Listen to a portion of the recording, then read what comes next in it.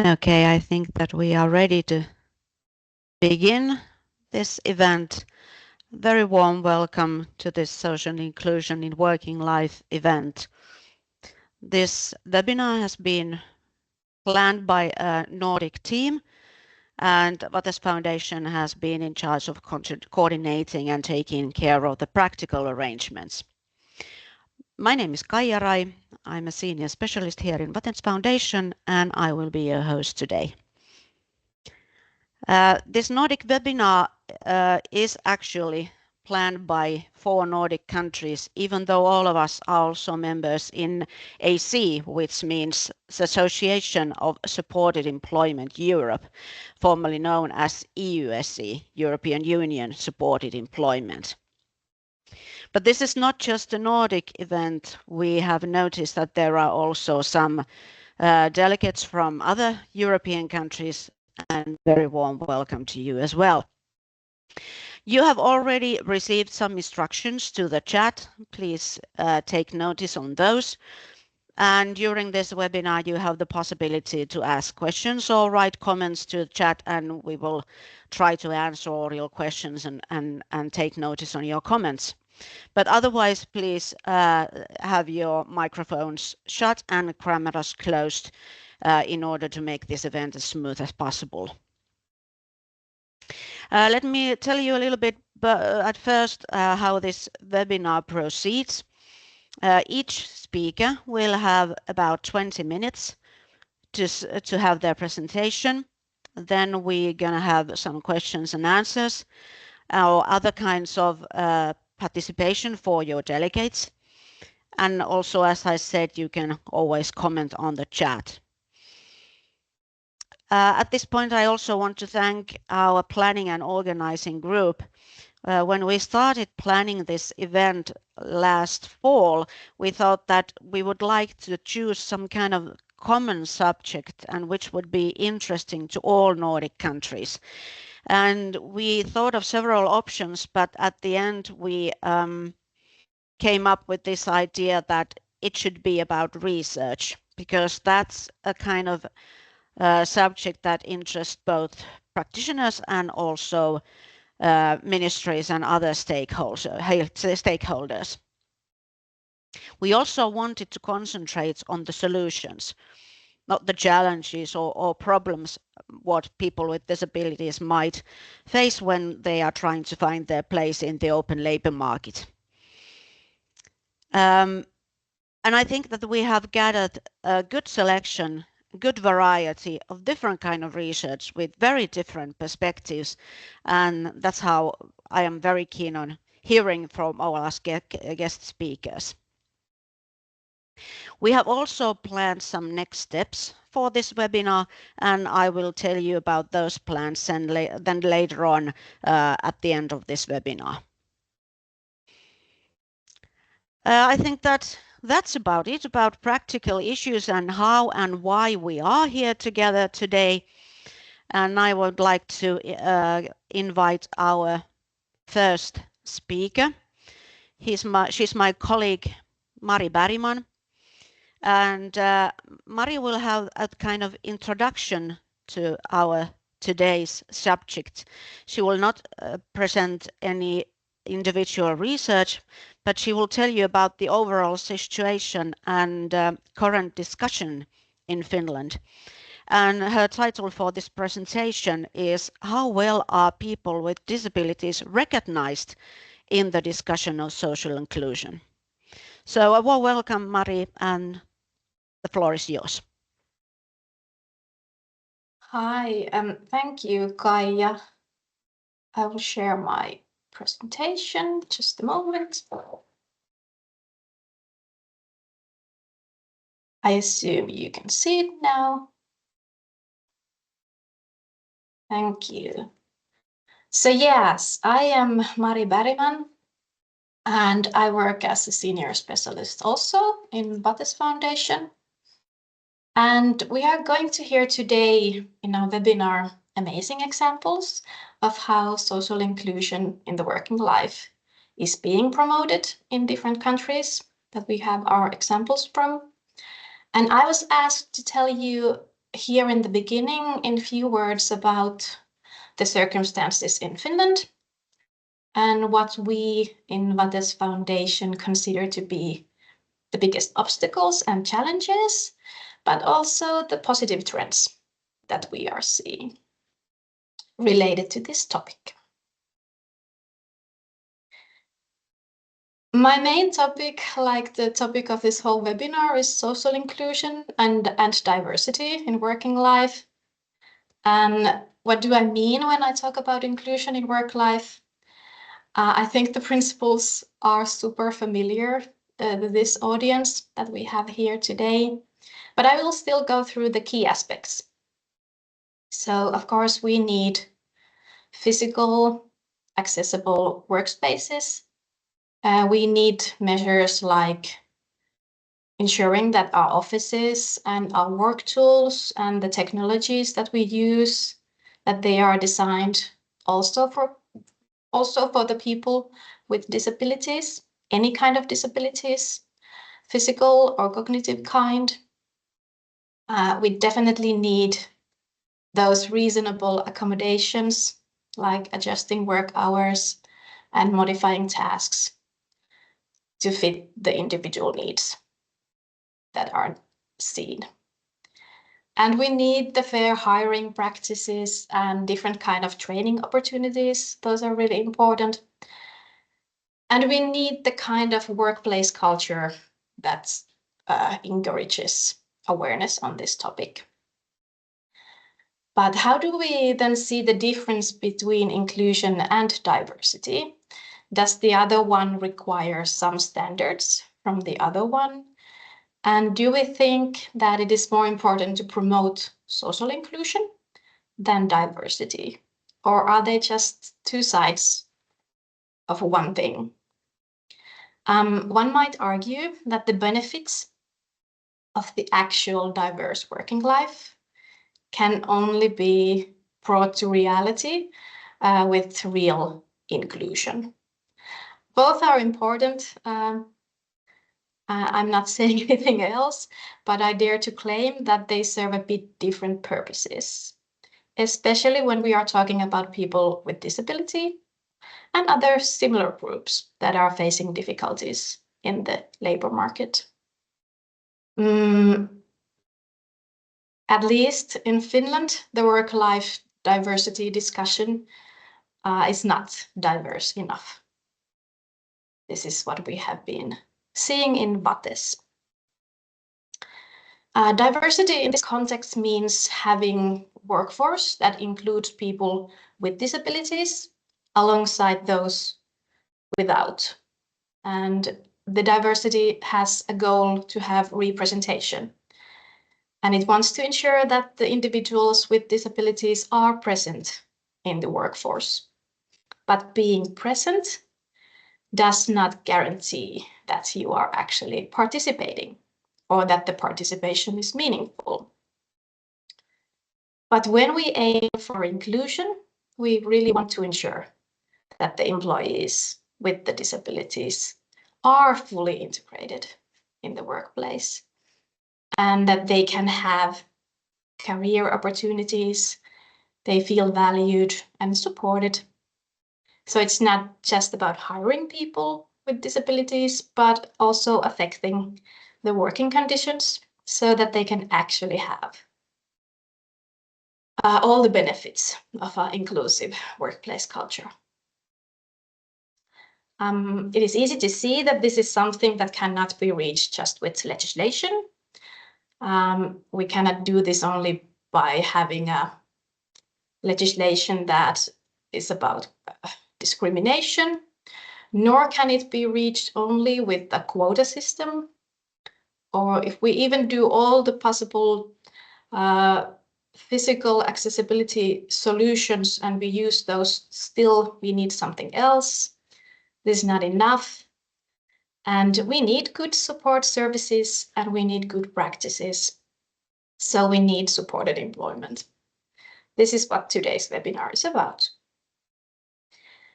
I would like to get you all a bit involved, so I'm not the only one talking here. I have a question for you. If we say that diversity is the starting point, but without inclusion, diversity remains just statistic, have you noticed workplaces focusing more on one than the other? And if you agree with this or you have noticed this, you can react with a thumbs up. And if you wish to comment on this, you can also write it in the chat. I will give you a few moments to do this. At least I'm seeing some thumbs. So someone is agreeing with me.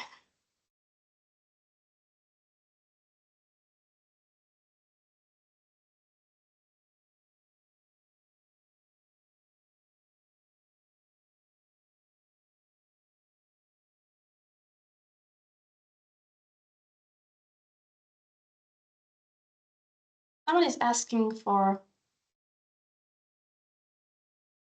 being able to have a say. Go ahead. Ida, can you see who is there?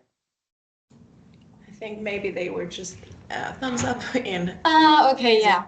form. But if you did try to ask for a stand, you can also write it in the chat or just open up your mic.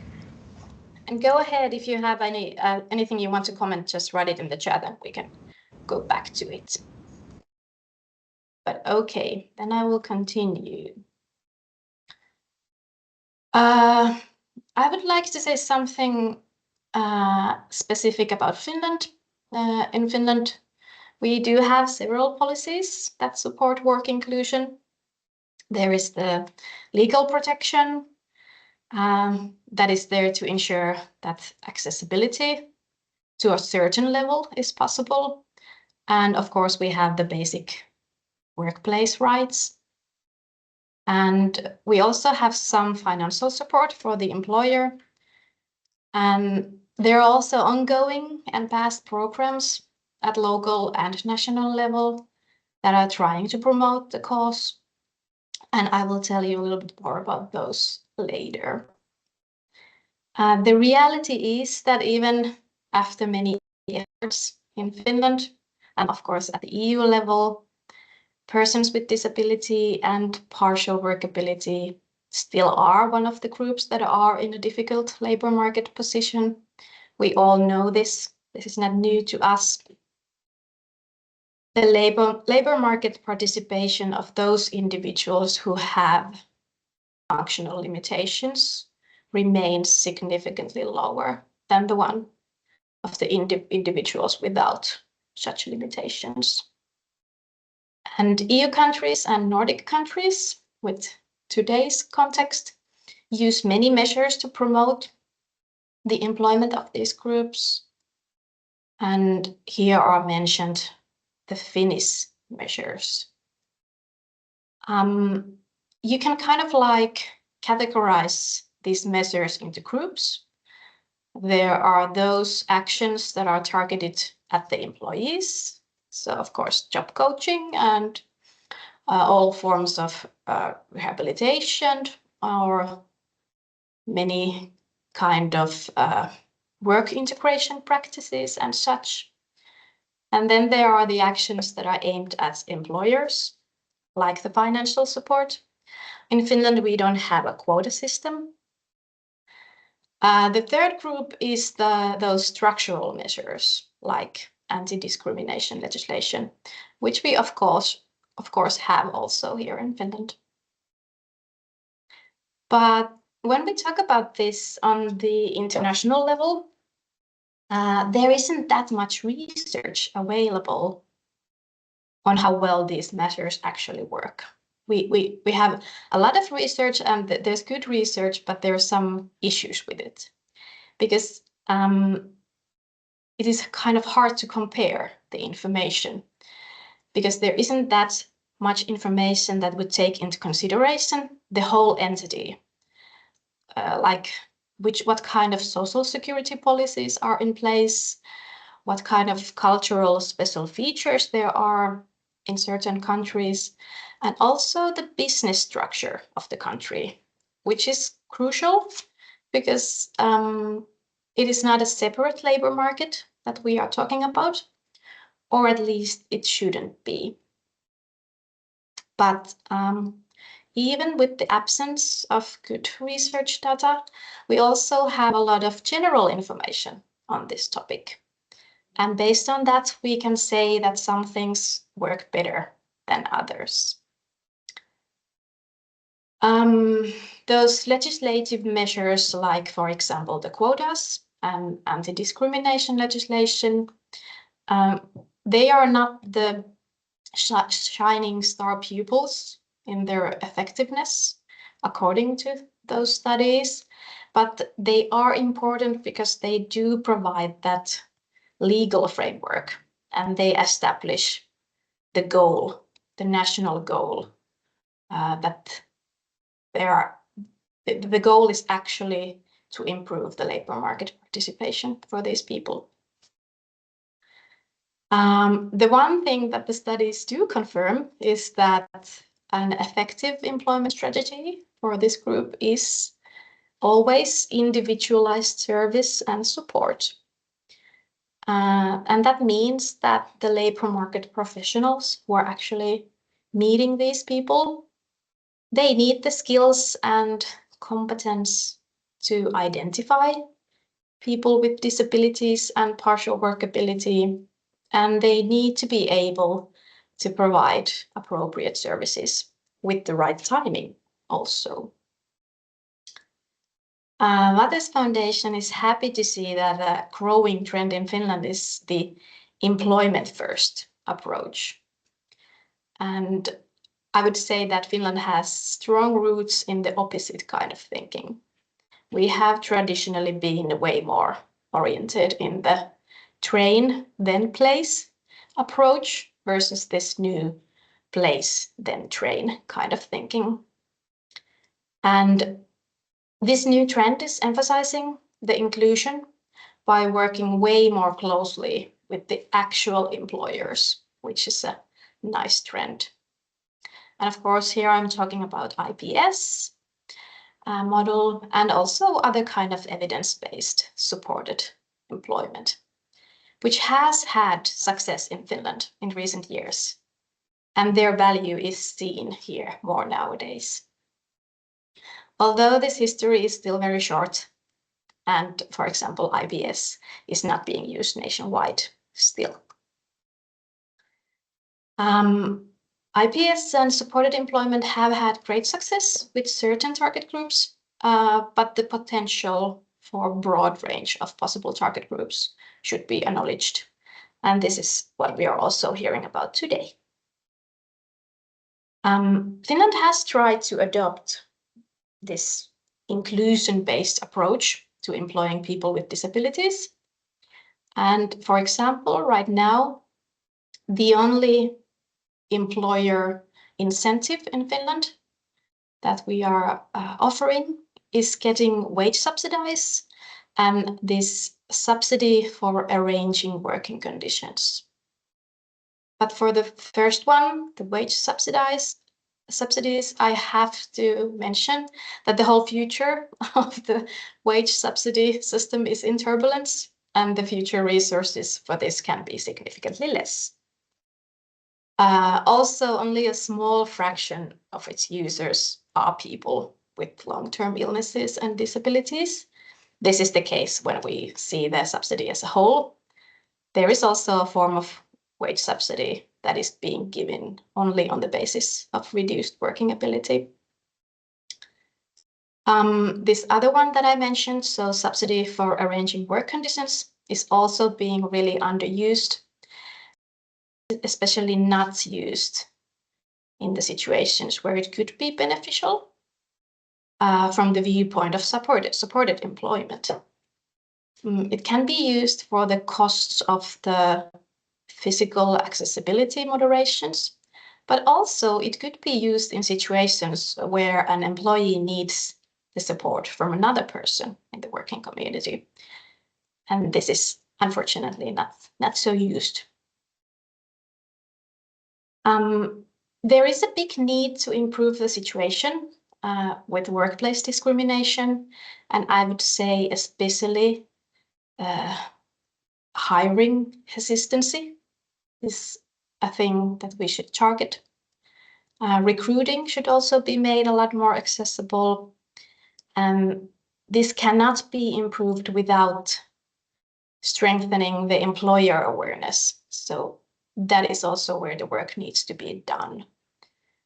And with this, we come to the territory where legislation can only help us up to a point.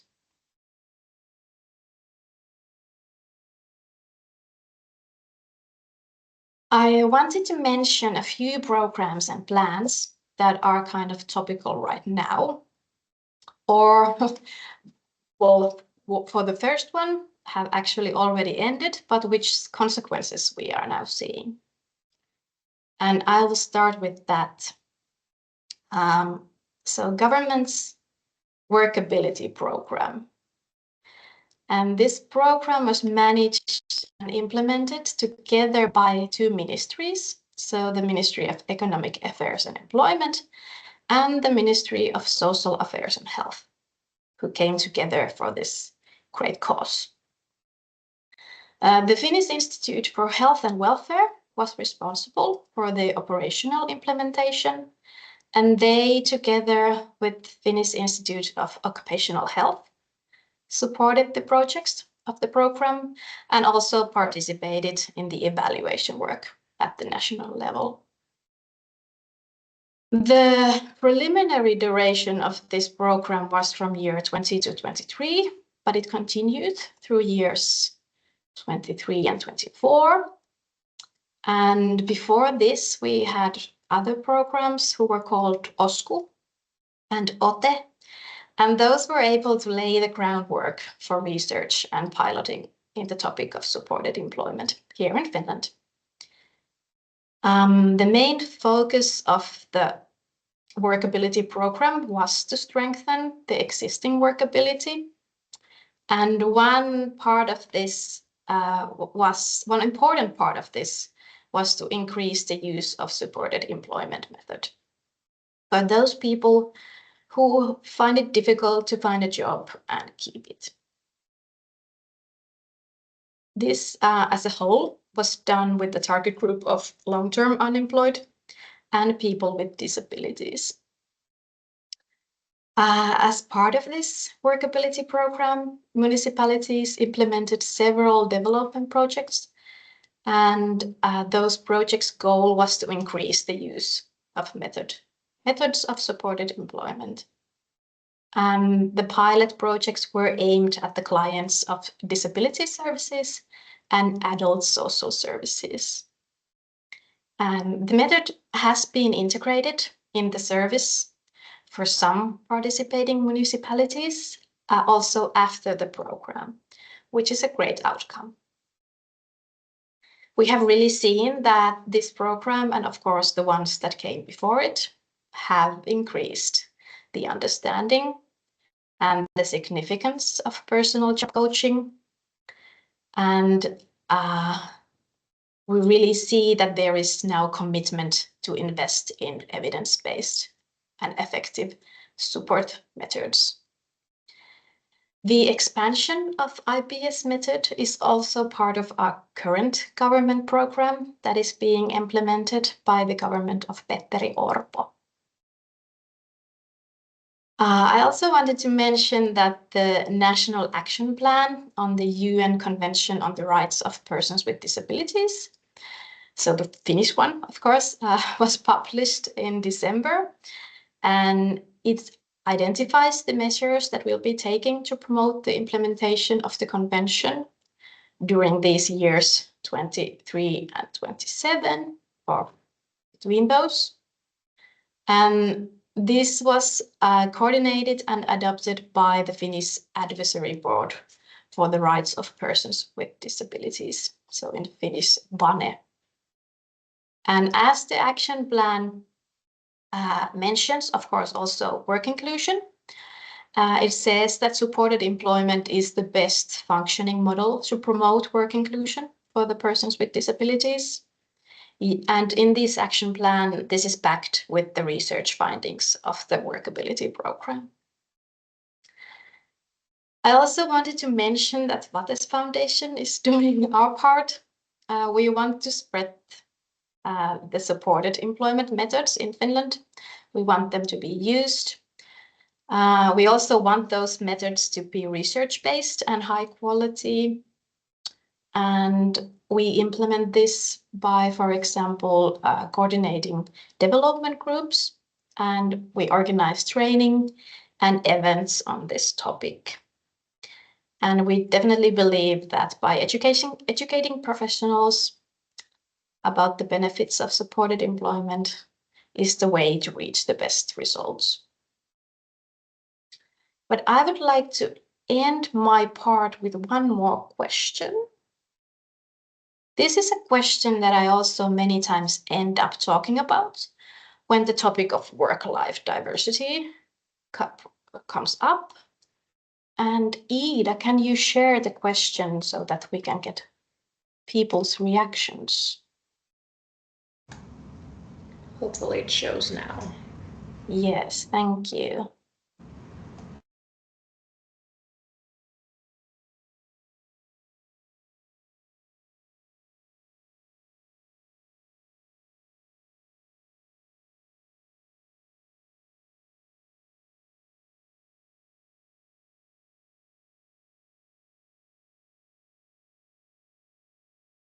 We already have 12 replies. Thank you.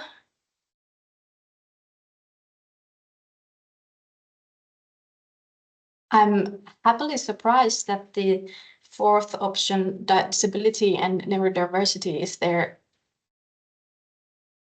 Well, it's not the biggest one, but right now it's number 2. If anyone would like to comment on this, please go ahead and write in the chat.